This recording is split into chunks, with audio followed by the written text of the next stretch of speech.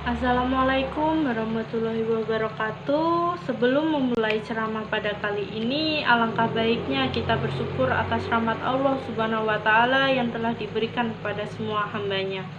Sholawat serta salam tidak lupa kita curahkan kepada junjungan kita, yaitu Nabi Muhammad SAW, kepada keluarga dan para sahabatnya. Pada kesempatan ceramah kali ini, saya Mirata Budi Alasya. Izinkan saya untuk membahas tentang keutamaan dalam menentukan ilmu.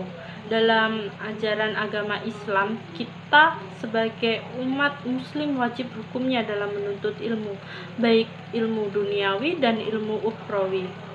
Ilmu sangatlah mempunyai peranan yang penting bagi perjalanan hidup semua umat manusia. Dengan ilmu yang sudah didapatkan, membuat seseorang bisa membedakan mana hal yang baik dan batil. Dengan mempelajari ilmu juga akan membuat seseorang lebih baik dalam menjalankan ibadah dan perintah Allah yang lainnya. Namun sebaliknya, jika seseorang yang malas untuk mempelajari ilmu pengetahuan maupun agama, ia tidak akan tahu segala yang dikerjakan, apakah ada dasar dan tujuan yang sebenarnya. Untuk menghindari hal tersebut, maka diwajibkan kepada seluruh umat muslim untuk menuntut ilmu seluas-luasnya. Oleh sebab itu, janganlah kita merasa bosan untuk menuntut ilmu kapanpun dan di mana saja, sekalipun di negeri Cina. Nabi Muhammad SAW bersabda, "Carilah ilmu walau sampai ke negeri Cina." Hadis riwayat Ibnu Adi dan Baihaqi. Islam memberikan pandangan kepada umat muslim mengenai pentingnya ilmu yang merupakan sebagai lampu yang menerangi di saat adanya gelap. Tanpa lampu tersebut tentu saja kita akan tersesat. Betapa pentingnya keutamaan dalam menuntut ilmu menurut ajaran Islam. Sehingga muncullah firman Allah Subhanahu wa Ta'ala yang pertama, yaitu merupakan perintah dalam membaca, bukan untuk beribadah saja. Firman tersebut tercantum pada Quran surat Al-Alaq ayat 1 yang berbunyi, "Iqra bismi rabbikal ladzi khalaq", yang artinya bacalah dengan menyebut nama Tuhanmu yang menciptakan.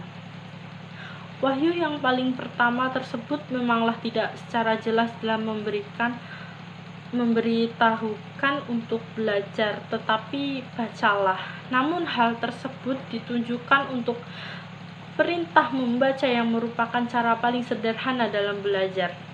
Ilmu dapat dicari di mana saja dan kapan saja.